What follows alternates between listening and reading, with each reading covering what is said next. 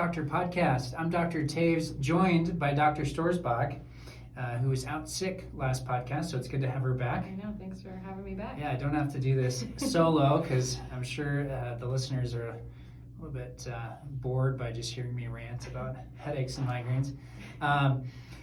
So today's podcast, we're going to talk about posture. So I was looking back through the podcasts that we've done, and I think this is like podcast 80 or something. We've done quite a few, and it's been fun. Yeah.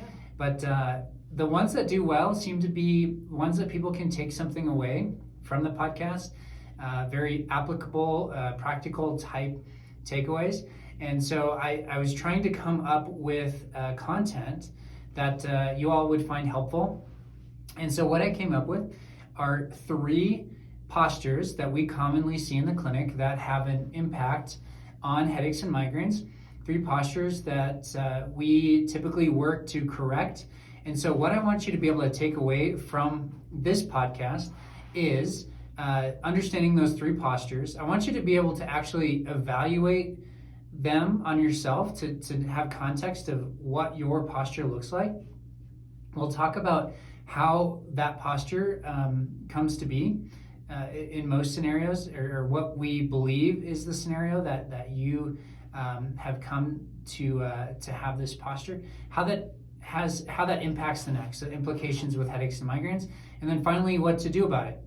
And because our mission on this podcast is to educate and empower everyone with headaches and migraines to break free from a life of fear and dependence and thrive in everything you do.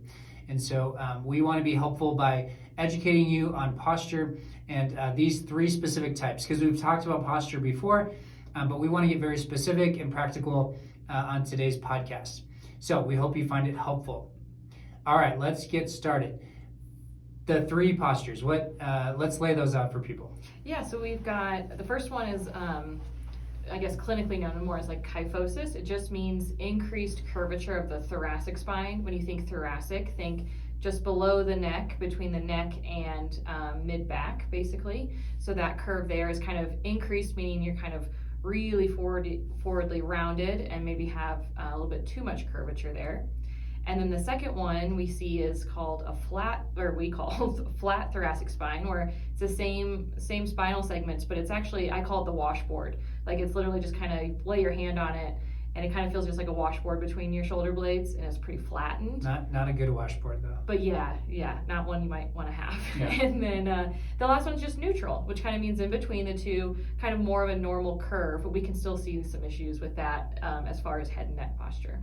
Yeah, so the first one, the increased curvature to the thoracic spine. Think of it's more common in the geriatric population because osteoporosis, or the bones being very brittle, there will be I guess I'd call them fractures, or a change of the actual spine itself, so that these people are very hunched over. And so that's an exaggerated version. We don't really see that in our clinic. We're not treating that population, but that's kind of what we're talking about in a sense, in the extreme case. And then the flat, it's just the opposite. It's just your mid-back's very flat. So one thing that is common amongst all 3 of these, and we pretty much see on all of our patients, is shoulders are forward and head is forward. Mm-hmm. Yeah, and that's just because pretty much everyone is going to own a cell phone or work on a computer, or just be more sedentary than maybe we should be. And so naturally gravity is going to pull us forward. Even us sitting here doing this podcast, we have to kind of cue ourselves to sit up because our shoulders wanting to dip forward and our head is forward. So over time that happens on pretty much everyone. But what happens to the mid-back has implications for headaches and migraines. So let's walk through these. So first we have increased thoracic curvature, increased curvature through the mid-back. So let's actually talk about how someone would notice that or be able to evaluate that on themselves. Yeah, I think obviously using a mirror is helpful, or even getting a partner if you have someone at home to kind of help you evaluate and even take pictures of you is sometimes nice. But what you want to think about is quote unquote neutral posture is your ear kind of lines up over your shoulder over your hip, hip over knee, knee over ankle. So if you kind of look at yourself from a side shot, if your head and ear is much more forward than your shoulders, or maybe your shoulders have dropped forward and you notice a big rounding in the mid back, then I would suspect that you might have that increased curvature. Yeah, so we were talking earlier, and an excess, it's called kyphosis, this curvature through the mid back. Excess kyphosis, like to an extent where it's significant when you're looking at posture, oftentimes is going to be in that geriatric population. So what we see often is just sort of this forward shoulder posture, and then the mid back will oftentimes have an excessive curvature so that your head is sort of pushed forward. And so, yeah, when you're evaluating that on yourself, it's kind of like from a profile view, do you see the rounded portion of your back, and how much of it? Like, what is the distance between your shoulder and your back? If you have, I guess, what we would call an ideal posture, you wouldn't really be able to see that much, but maybe a little bit, as opposed to like a flat thoracic spine where it would just be flat. Like, you'd probably just see your shoulder blades sticking out from a profile shot. Yeah, so I guess we can just transition into evaluating yourself if you have a flat thoracic spine. But we see a lot of people, they'll like have this winging effect in their shoulder blades. So even just in a resting posture, if your mid back is flat, your shoulder blades will kind of like bump out a little bit. And you might, if someone's looking at your back, they might be able to see very defined shoulder blades. Yeah, it kind of looks like a little chicken wing. That's what I call it. Yeah, right. Typically with the flat thoracic spine, this isn't always the case, but muscles can be a little underdeveloped. And so that's why the shoulder blade can kind of appear like it's floating. The other thing to evaluate if you have a flat thoracic spine is if you have a dowager's hump, or that little hump where the neck meets the upper back. That usually is accompanied, goes along with a flat thoracic spine, not always. But yeah, that can be something to look for as well. That can kind of be in a separate category, but we put it in the flat mid-back section because we just tend to see it with flat mid-backs. Because it's generally like this weakness through the muscles that interact with the shoulder blades and the neck. Over time, that leads to this excess curvature through what we call the CT junction, where the cervical spine and the thoracic spine, so the neck and the mid-back connect. Yeah, and a lot of times it can be a kind of like a correction for the flat mid-back, or the flattened spine. Other parts of your spine will kind of try to overcorrect for that, so then your head will come even more forward. And yeah, that's when you kind of get that little bit of a hump, which we have a lot of people, especially women, come in here and go, I have this hump right here. Is there anything you can do about that? Yeah. There is. It just takes time. Exactly. Because it took time to develop it, and it takes time to get rid of it. Yeah. The other things to look for. So with a flat thoracic spine, typically what happens is there's that dowager's hump, because the spine will have to like overcorrect, because it's missing the curvature through the mid-back. And so it's almost like it makes up for it in a short amount of space. So you get that excessive curvature up high, just below the neck. And then typically the neck has this excessive extension. So the neck will kind of have, it's almost like it's jutting forward, and your head will be in that forward position, but the neck itself is extended quite a bit. Yeah, you might even see like a little bit of a crease on the upper part of the neck as they're even just standing or sitting. It's like a little bit of a extension hinge. Yep. Yeah, and part of that is the head sitting on the first bone in the neck is likely extended as well. And so if we were to try to straighten everything out, it'd probably be very uncomfortable for this type of posture, someone with this type of posture. Okay, then we have the neutral thoracic spine. So this one, there's not as many things that are going to be remarkable if you're evaluating it yourself.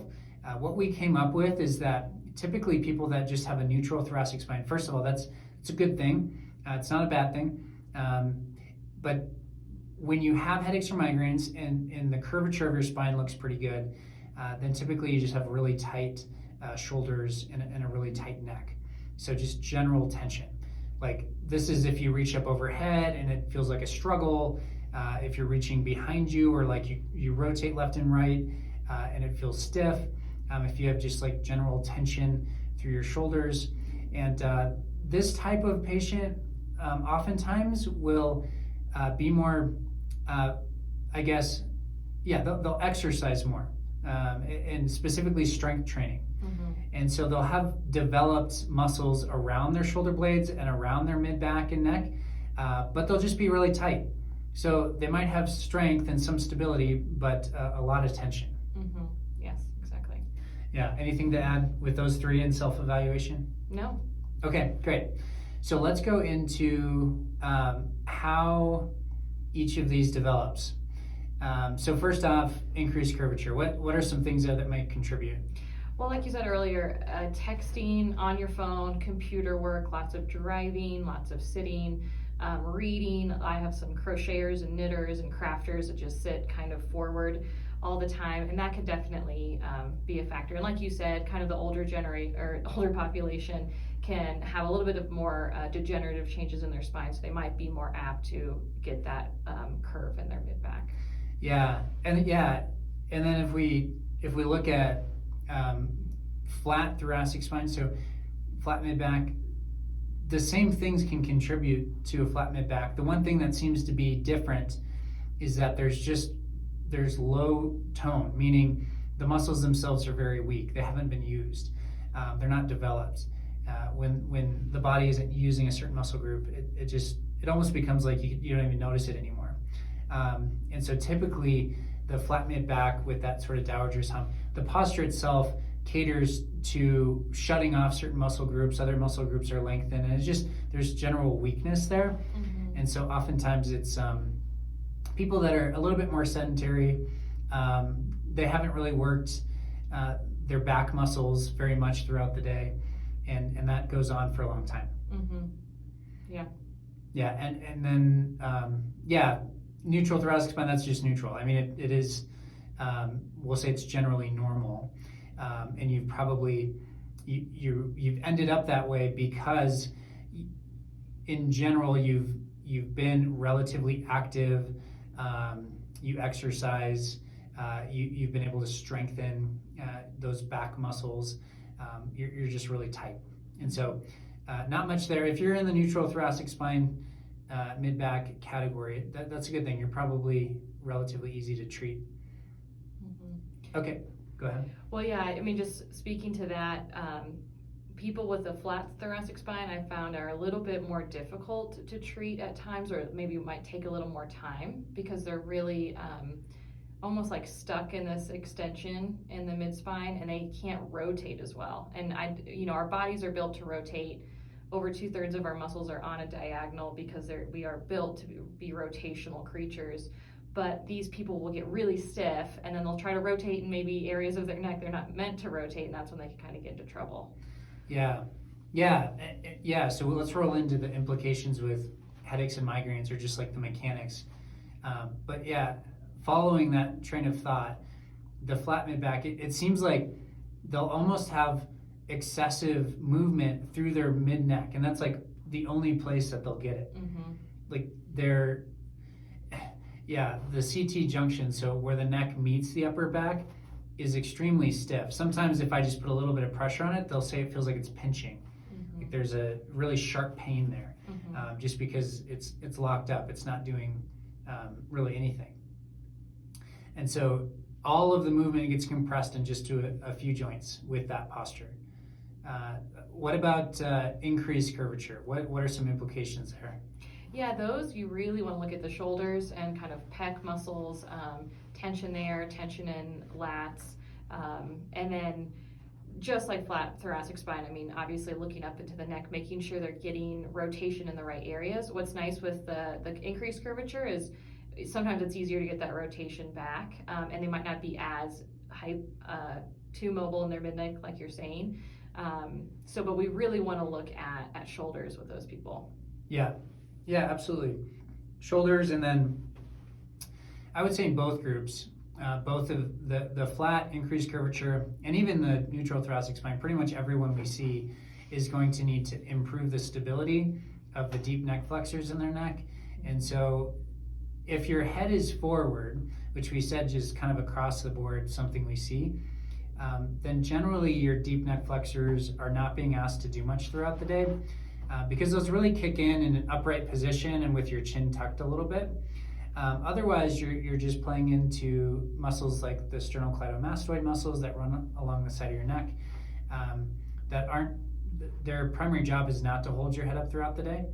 And but for most people, these are compensation patterns. So getting back to using the deeper postural muscles will help you restore proper posture and be able to hold your head upright without that feeling like it's really hard. Mm-hmm.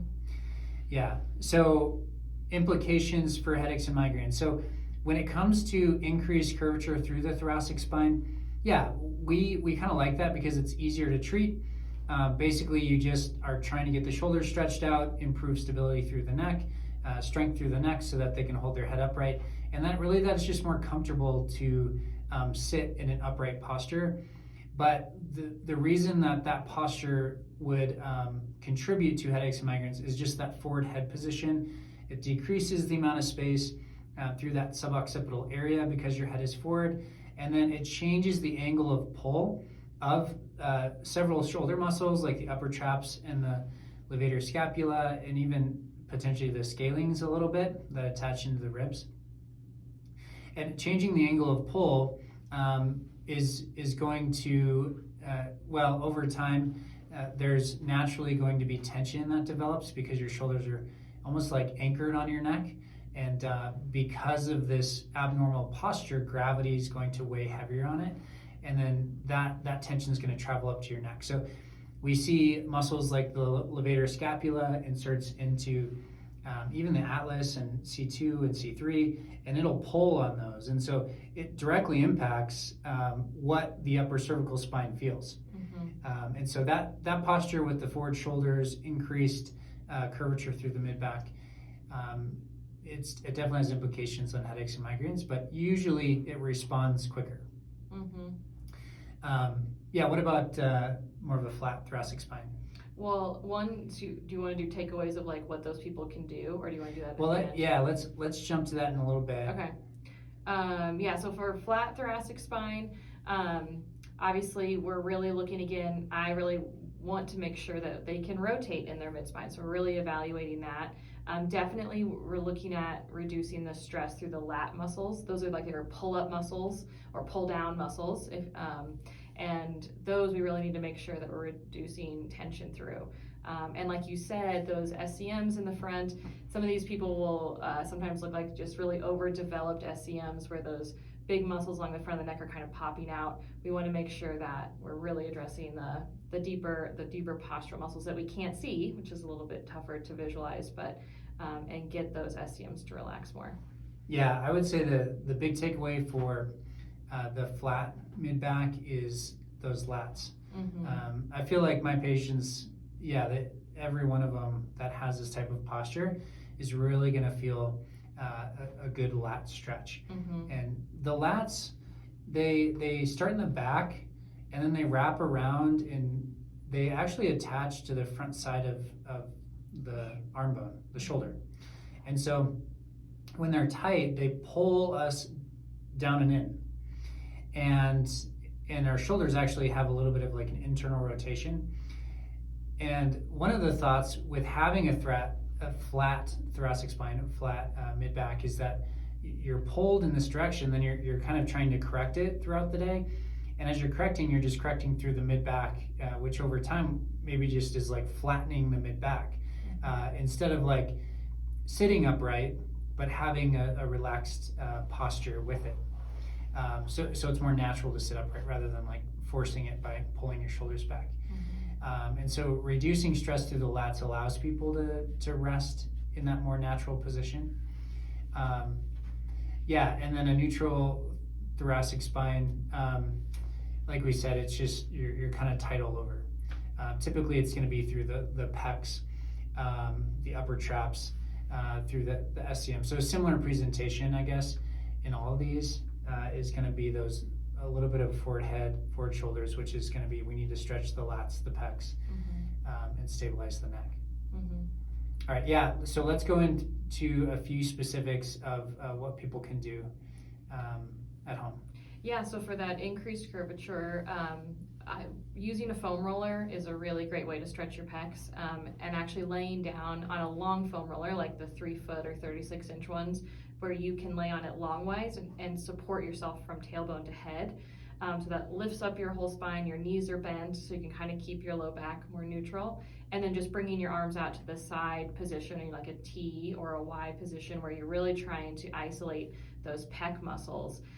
And you really need to do some deep breathing here. And for true stretches of the muscle, you really have to hold for quite a while. You can't bounce, you can't just count to 10 and think that's enough. To actually get a muscle elasticity change or fiber change, minimum 30 seconds, but I encourage people 1-2 minutes, you can take a break and do that several times. Yeah, I've actually been, because when I do it at home, I'll lay on it for like 10 minutes. 10? Do your arms go numb? They do. Okay. But you probably I just feel like that really helps. Yes. Yeah. Okay. Yeah. And I almost feel like it takes 4 or 5 minutes just to get everything to relax enough. Right. Probably your nervous system to even ramp down enough. Yeah. Yeah. So I've been telling patients, like, here's what I do. Try it. Great. If your arms go numb, don't worry. It'll only last a day or two. Just kidding. It'll come back much sooner than that. Yeah. So yeah, time is important though. Yeah. That's the point. Yeah, and then flat mid back. It's really there's a stretch we oftentimes give people for the lats that incorporates breathing and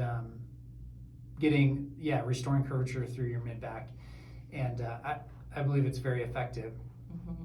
And not really something that we can describe effectively on a podcast.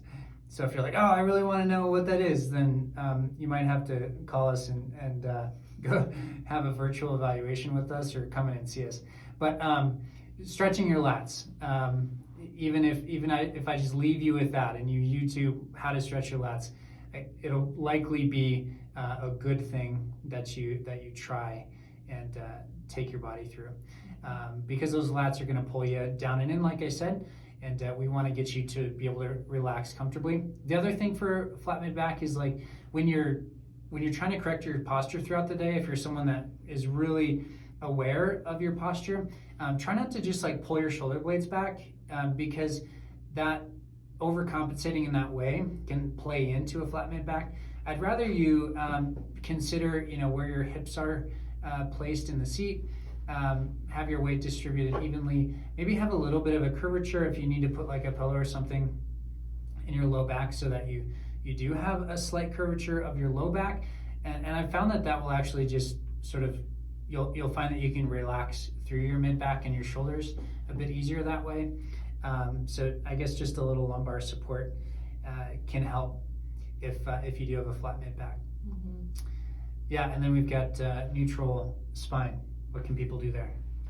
Well, this is one that, it's kind of the same thing. I would recommend the pec stretching, honestly, lat stretching for them too, and doing, as I keep talking about, rotational stretches through the mid spine. And there's lots of stuff. Those are ones that sometimes you're lying on your side and you're kind of opening up with your arms, and you want to make sure you're not feeling it in your low back, but more in your mid back to actually get that rotation. And because they're just generally tight sometimes, they just need to be super consistent and again, take time with those exercises to make a change. Yeah. So for example, I was the posture king in my PT program, which is a big deal. Big deal. Big deal. Out of the 28 students. But I'm incredibly tight, like very tight. And that tension manifests itself in different ways. But as far as just static posture, like the curvature of my spine looks good, but that doesn't mean it's fine. Exactly, because we care more about movement than just a static position. Yes, absolutely. All right, so there we go. Just to recap, increased curvature through the mid-back, flat mid-back, and then neutral thoracic spine. We talked about the implications for headaches and migraines, what would cause you to have those types of postures, and then what to do about it at home. We hope you find this podcast very helpful and practical today. And as always, it's our mission to educate and empower everyone with headaches and migraines so that you can break free from a life of fear of your next migraine and dependence on medication and thrive in everything you do. Thanks for listening.